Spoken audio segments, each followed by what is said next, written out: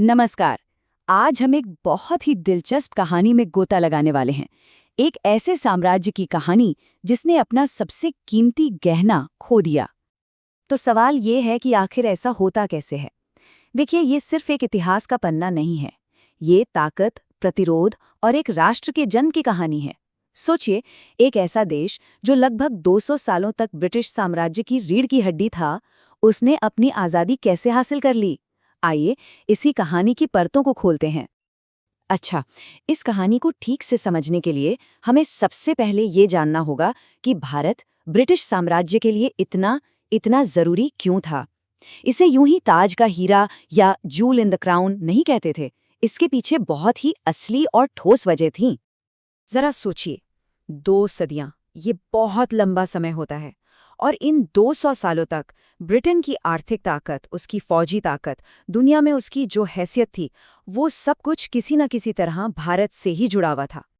तो ये जो रिश्ता था वो असल में 3 मजबूत पिलर्स पर टिका था। पहला, भारत कच्चे माल के एक कभी ना खत्म होने वाला सोर्स था। आप जानते हैं, कपास, चाय, हीरे, सब कुछ यहाँ से सीधा ब्रिटेन जाता था।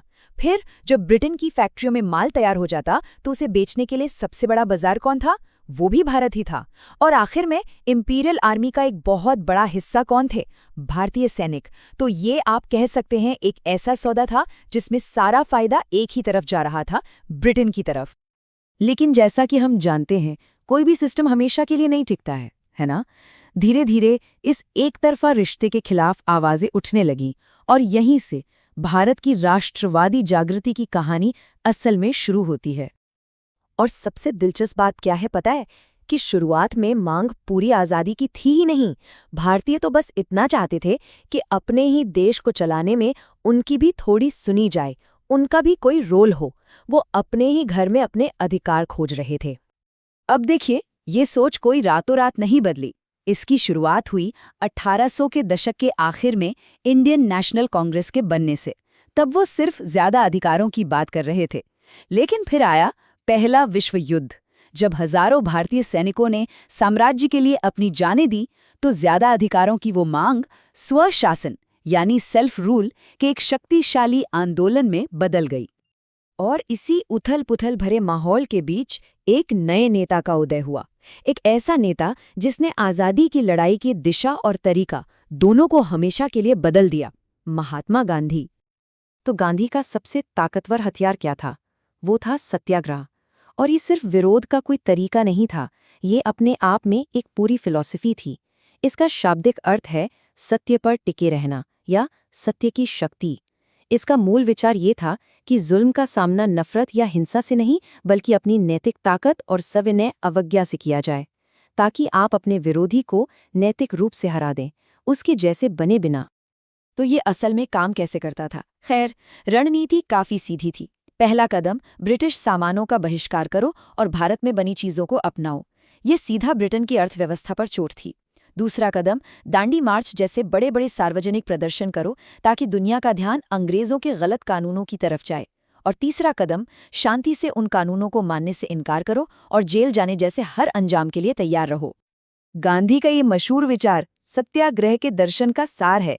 मकसद था हिंसा के चक्र को तोड़ना, एक नैतिक बढ़त बनाना और ऐसा करके ब्रिटिश शासन की नींव को ही हिला देना। तो गांधी के आंदोलन ने पूरे देश में एक नई जान फूंक दी और बहुत जल्द दुनिया के मंच पर हो रही घटनाओं ने आज़ादी के दूर के सपने को एक बहुत करीबी हकीकत में बदल दिया। दूसरा विश्व युद्ध, ये एक टर्निंग पॉइंट था। युद्ध ने ब्रिटेन को आर्थिक और सैन्य दोनों तरीकों से बिल्कुल तोड़कर रख दिया था। युद्ध खत्म होने के बाद वो इतने बड़े साम्राज्य को संभालने की हालत में थे ही नहीं, खासकर जब दुनिया भर से उपनिवेशवाद को खत्म करने का दबाव बढ़ रहा था। इस मोड़ पर भारत की आज़ादी अब अगर का नहीं, बल्कि कब का सवाल बन चुकी थी। लेकिन जैसे ही आज़ादी बिल्कुल करीब आ गई, एक बहुत बड़ा और पेचीदा सवाल खड़ा हो गया।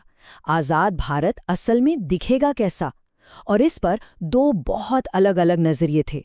एक तरफ थी इंडियन नेशनल कांग्रेस, जो एक अखंड धर्मनिरपेक्ष भारत चाहती थी। वहीं दूसरी तरफ ऑल इंडिया मुस्लिम लीग को ये डर था कि हिंदू बहुल देश में मुसलमानों के अधिकार सुरक्षित नहीं रहेंगे। इसलिए उन्होंने एक अलग राष्ट्र की मांग कर दी। और फिर दशकों के संघर्ष, अनगिनत बलिदानों और अटूट संकल्प के बाद आखिरकार वो पल आ ही गया। साल था 1947। भारत आज़ाद था।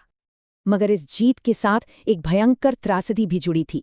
जो राजनीतिक समझौता हुआ, उसका नतीजा निकला भारत का विभाजन, जिसने इस उपमहाद्वीप को 2 देशों में बांट दिया, भारत और पाकिस्तान। इस बंटवारे की जो मानवीय कीमत थी, उसकी तो कल्पना करना भी मुश्किल है। अंदाजा है कि लगभग 1.5 करोड़ लोग, मर्द, औरतें और बच्चे, अपने ही घरों से बेघर हो गए। ये मानव इतिहास के सबसे बड़े और दर्दनाक विस्थापनों में से एक है। आज़ादी की एक बहुत बहुत भारी कीमत चुकाई गई थी।